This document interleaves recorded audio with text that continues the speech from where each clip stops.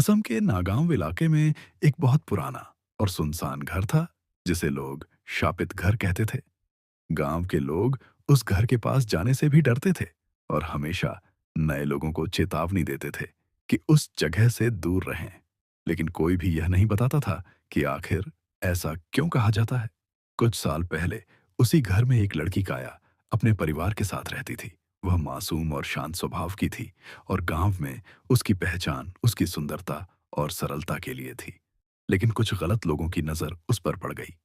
एक दिन जब वह अकेली जा रही थी तो चार लोगों ने उसे अगवा कर लिया और उसी पुराने घर में ले जाकर कई दिनों तक उसे बंदी बनाकर उसके साथ अत्याचार किया।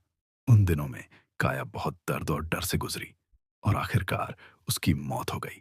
उस समय गांव में डर और दबाव की वजह से मामला दबा दिया गया और सच बाहर नहीं आ पाया। काया की मौत के बाद उस घर में अजीब घटनाएं शुरू हो गईं। रात के समय रोने की आवाजें, दरवाजों का अपने आप बंद होना और अचानक ठंडी हवा चलना आम बात हो गई। धीरे धीरे पूरा गांव उस घर से दूर रहने लगा।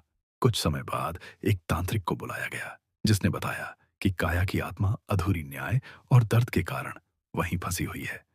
उसने पूजा करके एक लोहे की कील उस घर की दीवार में गाड़ दी, जिससे आत्मा उसी घर में सीमित हो गई और गांव वालों को चेतावनी दी गई कि उस घर के पास कभी न जाएं। कुछ साल बाद दो आर्मी के जवान फैसल और किशन अपनी ट्रेनिंग पूरी करके घर लौट रहे थे।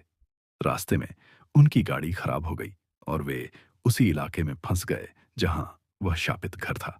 रात काफी हो चुकी थी और दूर दूर तक कोई मदद नहीं मिल रही थी। तभी एक बूढ़ा आदमी वहां से गुजर रहा था।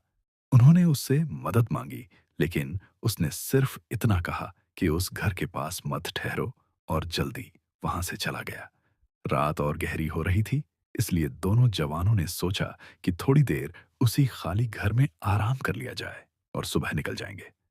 वे बिना डर के उस घर में चले गए, क्योंकि वे आर्मी के सैनिक थे और ऐसी जगहों से डरना उनकी आदत नहीं थी। अंदर जाकर उन्होंने अपना सामान रखा और अनजाने में फैसला का बैग उस दीवार पर लगी पुरानी कील से टकरा गया और कील गिर गई। लेकिन उन्होंने इस बात को नजरअंदाज कर दिया। जैसे ही रात के करीब 1 बजा, घर का माहौल बदलने लगा। ठंडी हवा पूरे घर में फैल गई और अजीब आवाजें सुनाई देने लगीं। तभी काया की आत्मा उस घर में प्रकट हो गई। उसकी आंखों में दर्द और गुस्सा दोनों थे और उसकी आवाज गूंज रही थी कि यह जगह छोड़ दो। दोनों जवान हैरान रह गए, लेकिन डरे नहीं।